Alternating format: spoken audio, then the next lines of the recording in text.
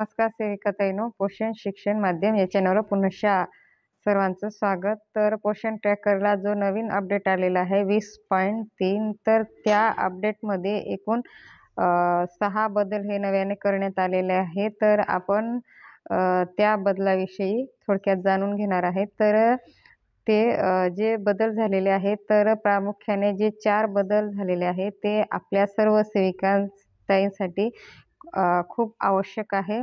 कारण आपले बरेच ऑनलाईन माहिती ही अपूर्ण होती.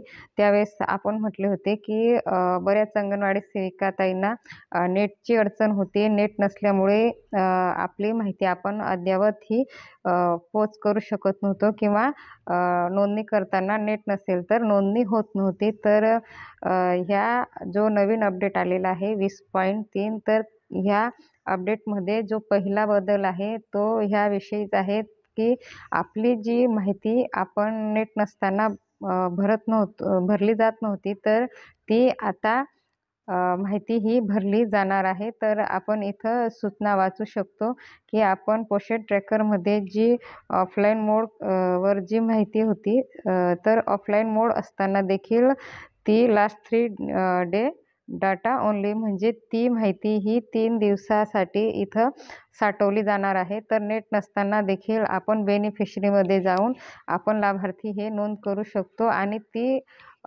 जे लाभार्थी आपण नोंदणी केलेले आहे, तर ते लाभार्थी ही 3 दिवसासाठी आपल्या मोबाईलला ही सेव्ह राहणार आहे. ती माहिती इथं राहणार आहे. तर आपण जी माहिती इथं ज्या लाभार्थ्यांची माहिती आपण नेट नसताना भरली, तर ती माहिती आपण ज्यावेळेस नेट आला त्यावेळेस आपण ती माहिती भरू शकतो. तर ज्यावेळेस आपण ही माहिती भरली, तर हा लाभार्थी आपले स्टोरेज होणार आहे, म्हणजे साठवले जाणार आहे. तर ते साठवणूक ही इथं बघा वरच्या कॉर्नरला जे बेनिफिशरी ओपन करत असतो आणि जे वरच्या कॉर्नरला जे ढगाचं चिन्ह आहे, तर त्या ढगाच्या चिन्हामध्ये ती लाभार्थी आपलं सेव्ह होणार आहे. आणि ज्यावेळेस आपण ते लाभार्थी अशा प्रकारे त्या ढगाला जर क्लिक केलं, तर इथं बघा इथं सूचना आलेली की जे ऑफलाईन मोडमध्ये तुमचे जे लाभार्थी आहे ते इथं आपले इथं सेव्ह होणार आहे. तर आपण जर समजून घ्या 3 लाभार्थी हे डाटा नसताना आपण त्यांना सेव्ह केले, तर ते तिघांची इथं नावं दिसणार आहे. आणि ज्यावेळेस आपला डाटा आला, नेट सुरू झालं, त्यावेळेस आपल्याला हे इथं स्टार्ट म्हणायचं आहे. आणि स्टार्ट म्हटल्यानंतर हे सर्व लाभार्थी आपले ते लिस्टमध्ये आपोआप जाणार आहे आणि ते लाभार्थी आपले पूर्ण नोंदणी होणार आहे. तर ही सुविधा म्हणजे हा जो नवीन बदल झालेला आहे, तर तो खूप महत्त्वपूर्ण असा बदल केला आहे, कारण तो बऱ्याच आपल्या सर्व सेविकांसाठी खूप आवश्यक आहे आणि उपयोगाचा देखील आहे. तर पुढचं दुसरा बदल पाहू आपण. तर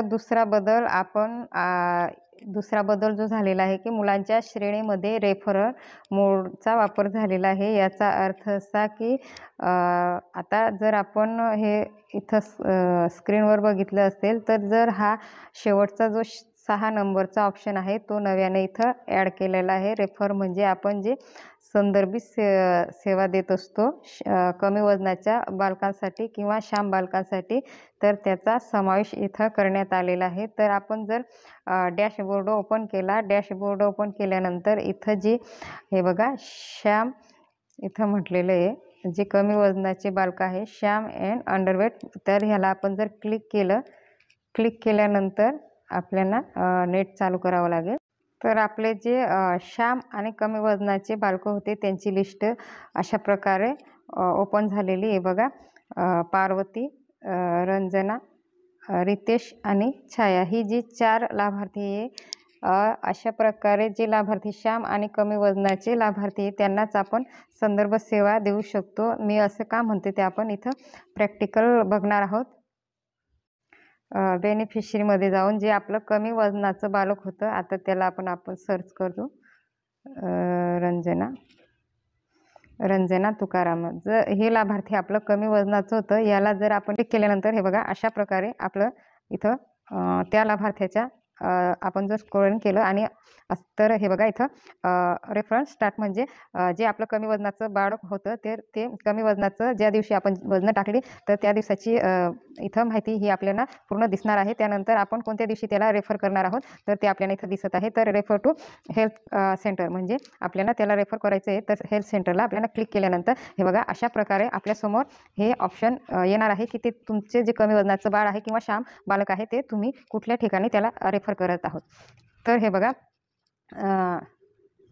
सिव्हिल हॉस्पिटल हे जे तालुक्यावर असतं त्याला तिथं आपण त्या बालकाला रेफर करत आहोत का डिस्ट्रिक्ट म्हणजे जिल्ह्यावरची जे असतं हॉस्पिटल तिथं आपण त्या लाभार्थ्यांना कुठल्या ठिकाणी आपण त्याला दाखल करत आहोत ते इथं आपल्याला टाकायचं आहे. तर सेंट्रल हॉस्पिटल किंवा CSC SC प्रायव्हेट हॉस्पिटल असे जे ऑप्शन आहे बघा.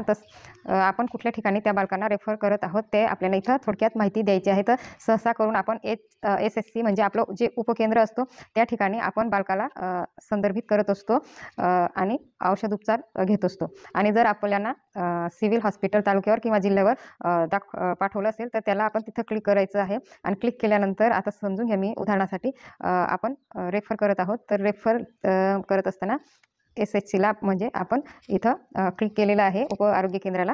त्यानंतर आपल्याला इथं प्रसूत म्हणा असं म्हणायचं आहे. जर प्रसूत म्हटलं तर त्यानंतर आपली माहिती ही इथं सक्सेसफुल म्हणजे आपली माहिती ही भरली गेलेली आहे असं तिथं आलेलं आहे बघा. त्यानंतर अपडेट करा जर त्याला क्लिक केलं तर हे बघा आपल्याला इथं पूर्ण माहिती त्याची दिसणार आहोत की आपण त्या लाभार्थ्यांना कधी क्लिक केलं होतं, सॉरी त्याला संदर्भित केलेलं होतं. जर आपण त्याला ॲडमिट करत असेल, दाखल करत असेल तर या ठिकाणी क्लिक करून त्याला ज्या दिवशी आपण दाखल केले त्याची तारीख आपल्याला इथं भरायची आहे. त्यानंतर आपण जे लाभार्थी उप आरोग्य केंद्र म्हणजे HSCला जे ॲडमिट केलेले आहे ते लाभार्थी आपल्याला इथं बघायचे असेल तर रेफर नोंद करा असं म्हटलंय. त्याला क्लिक करायचं आहे. क्लिक केल्यानंतर हे बघा त्या लाभार्थ्याचे इथं त्याचं नाव, वय, लिंग हे आपल्याला सगळं इथं दिसत असतं. त्यानंतर प्रोफाईल पहा जर त्याला क्लिक केलं तर अशा प्रकारे त्याचं पूर्ण माहिती आपल्याला इथं दिसत असते. ते लाभार्थीचे नाव, मातेचे नाव, वय, लिंग, त्याचं वजन, उंची, त्याची श्रेणी, वजन कधी टाकलं ती पूर्ण माहिती आपल्याला इथं दिसत असते. तर ही देखील खूप महत्त्वपूर्ण असा बदल आपल्याला इथं दिसून येईल. त्यानंतर तिसरा बदल पाहू आपण. त्यानंतरचा तिसरा बदल आपण आत्ताच पाहिला. ज्यावेळेस आपण डॅशबोर्डला क्लिक करत असतो, क्लिक केल्यानंतर आपल्याला हा बघा तिसरा बदल इथं जाणून आला असेल. तर जे श्याम आणि अंडरवेट म्हणजे कमी वजनाची जी बालकं आहे त्यांची यादी आपल्याला इथं दिसणार आहे. तर पहा जर ह्याला क्लिक केलं तर इथं बघा कमी वजनाचे जे लाभार्थी आपण आत्ताच वाचले होते तर अशा प्रकारे त्या महिन्याला त्या लाभार्थ्यांची यादी आपल्याला इथं आपल्या पोषण ट्रॅकरला दिसणार आहे. तर हे देखील आपलं खूप महत्त्वपूर्ण असा अपडेट म्हणजे बदल झालेला आहे. तर तिन्ही बदलविषयी आपण थोडक्यात जाणून घेतलं आहे आणि आपला जो चौथा बदल आहे त्याच्याविषयी देखील आपण इथं थोडक्यात जाणून घेऊया. तर चौथा बदल देखील आपण इथं बघून पाहिलेला आहे. तर थोडक्यात त्याची माहिती घेऊन घेऊ. तर जो चौथा बदल आहे तर डेटा मॅन्युअल सिंक म्हणजे जो आपला डेटा होता, जी नेट नसताना आपण जी माहिती भरली होती तर ती सर्व माहिती इथं जे ढगाचे चिन्ह दिलेलं आहे त्याच्यात साठवली जाणार आहे. साठवली गेल्यानंतर हे बघा नेट चालू केल्यामुळे इथं आपलं आपल्या स्क्रीनवर दिसत आहे. तर पेंडिंग झिरो ॲक्टिव्हिटी म्हणजे आपण कुठलीही लाभार्थी नोंदली नाही. नोंदली असेल तर इथं लाभार्थ्यांची संख्या, त्यांचे नाव इथं आले असते. त्याच्यानंतर ते स्टार्ट म्हटलं तर जो डेटा इथं सेव्ह होता तो आपल्या लाभार्थी आपले ते लिस्टमध्ये गेले असते. तर अशा प्रकारे जे चारही बदल महत्त्वपूर्ण होते त्याच्याविषयी आपण जाणून घेतलेले आहे. त्यानंतर अजून एक महत्त्वाचा बदल तो म्हणजे आपण जे आपलं प्रोफाईल अद्ययावत करून घ्यायचं आहे तर त्याच्यासाठी आपल्याला अधिकमध्ये जावं लागेल. तर अधिकमध्ये जाऊन आपल्याला ते माहिती पूर्ण आपली जी माहिती आहे ती पूर्ण करून घ्यायची आहे. जर आपल्याला कार्यकर्त्याची माहिती भरायची असेल किंवा त्याचे अपडेट करायचं असेल आपलं कुठलीही माहिती तर प्रोफाईल पहा याला क्लिक करा. तिथं आपल्याला पूर्ण कार्यकर्त्याची माहिती ही आपण भरून घ्यायची आहे. त्यानंतर आपल्याला मदतनीस यांची माहिती भरण्यासाठी मदतनीसची माहिती भरण्यासाठी आपल्याला इथं AWH इथं प्रोफाईल अपडेट करा. तर तिथं आपल्याला मदतनीसची माहिती ही पूर्ण भरून घ्यायची आहे आणि आपली माहिती ही सबमिट करायची. त्यानंतर एक सांगू इच्छिते की आपली जी माहिती आहे ती पूर्ण बघायची असेल तर हे बघा AWC वापरकर्ता यांना जर आपण क्लिक केलं तर इथं बघा सगळी माहिती इथं आपल्याला दिसत आहे की अंगणवाडीमध्ये मदतनीस असते त्यांची पूर्ण माहिती, त्यानंतर सेविकेची पूर्ण माहिती, त्यानंतर जे NM असते त्यांची पूर्ण माहिती. तर जर आपली पूर्ण माहिती आपण आधार कार्ड वरील आणि सगळं माहिती आपण इथं जोडली असेल तर हे बघा ह्या नावासमोर जे बिंदू आहेत ते हिरव्या रंगाचे येत असतात आणि जर आपली माहिती अद्ययावत असेल तर इथं म्हणजे निळसर असा बिंदू दिसेल, ज्याचा अर्थ असं की आपली माहिती ही अपूर्ण आहे. तर प्रोफाईलमध्ये जाऊन अधिकमध्ये जाऊन हे आपले माहिती भरून घ्यायची आहे. तर हा देखील इथं बदल करण्यात आलेला आहे. तर हे सर्व बदल जे नवीन अपडेटमध्ये आहे तर ते खरंच खूप महत्त्वाचे बदल. थोडक्यात जी माहिती तुम्हाला देण्याचा प्रयत्न केला ती तुम्हाला नक्कीच समजली असेल आणि त्याचा उपयोग तुम्हाला नक्कीच होईल. आणि आपल्या जी इतर भगिनी आहेत त्यांच्यापर्यंत हा व्हिडिओ नक्कीच शेअर करावा, जेणेकरून त्या देखील आपली माहिती वेळेवर अद्ययावत करतील, अशी आशा करते. धन्यवाद.